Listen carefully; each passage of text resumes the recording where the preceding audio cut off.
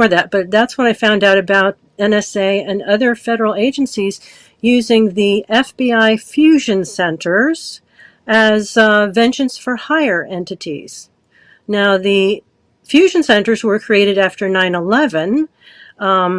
You had heads of various intelligence agencies, including NSA, telling the Congress, we don't know what happened. It was an intelligence failure, but we think that if you give us a place in each state, some kind of center where we can fuse information from the national level down to the local level, we can head off these kinds of terrorist attacks. And so at this point in time, after 20 years, there are 80 fusion centers all over the United States. It is a network.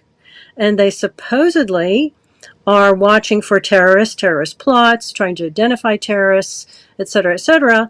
And so far in 22 years, they have found not one terrorist, not one terrorist group, not one terrorist plot, and stopped no terrorist plot whatsoever. And Congress is asking them, what are you doing with the billions of dollars that we give you? And they refuse to tell them. They basically say, you don't have the clearance, so we're not telling you, which is insane. But what they have done is they have created a Tier 3 and Tier 4 level terrorist list of regular Americans, and they call them non-investigative subjects. Well, if these are dangerous people, why are you not investigating them? Why would they be non-investigative subjects? Well, because they're fraudulently put on Tier 3 and Tier 4. And then they are defamed.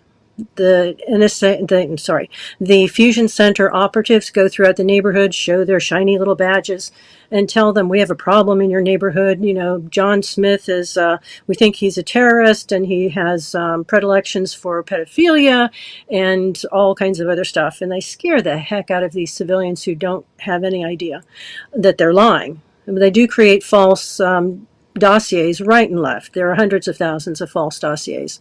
And once they target you, they never let go. They actually go through the neighborhood, tell them, we need you to do this, this, and this to them. And it can be quite petty. Like, Tim, you have to go over and slit John's tire, every Tuesday morning. For $100, we'll give you a gift card.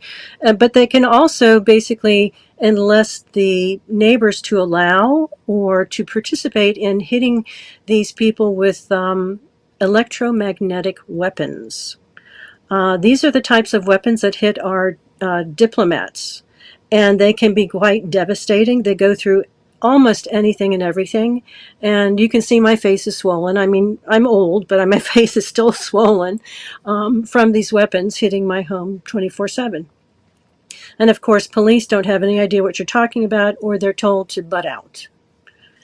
Well, like I said, they've turned into vengeance for hire entities, but they are into human trafficking, and they get, and I'm going to call it contracts on people, because NSA basically went to them and said, hey, we have a problem.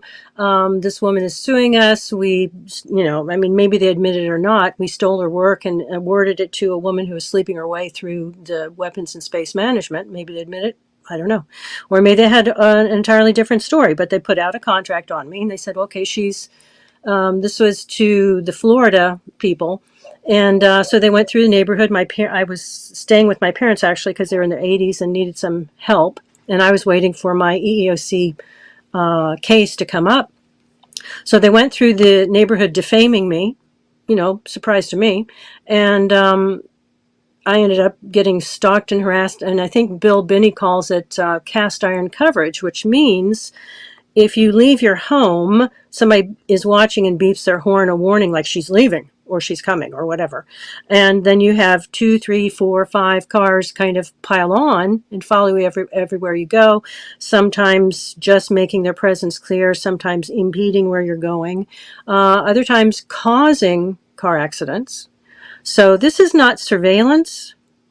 This is minute-by-minute harassment. And what they want to do is take this troublesome, inconvenient person and blame them with some kind of crime, put them, like you said, in a loony bin by saying, you're crazy, nobody would do this. Well, they've had this going for 20 years. They've had this program going for 20 years, and they have not only trained the FBI and Fusion Center operatives to do these types of idiocies, but they train and pay through gift cards, third card gift cards, neighbors, townspeople. They even enlist the help of certain crime gangs, because the crime gangs will do certain things that a civilian will say, no, I really don't think I want to kill her dog, you know. So they go through different groups in a town. They tell them different lies to get them enraged, and then they put them on a schedule and say, okay, well, your church can stalk and harass her for the next 6 weeks, and then we'll move on to the PTA. So they have civilians highly invested because they want to believe this particular person is a terrible person, or else why would they be doing this to them? But it doesn't occur to them, this has no due process, and the person has no chance to prove themselves innocent, but they're invested in the money. So they're doing this all over the country. I mean, if you move from Iowa to Michigan, you're going to get car stalked. And once you get to Michigan, they're going to go through the neighborhood and get them to do the same things to you. If you pick up and move to Texas, they're going to do the same things. I mean, it is a highly professional network of harassers.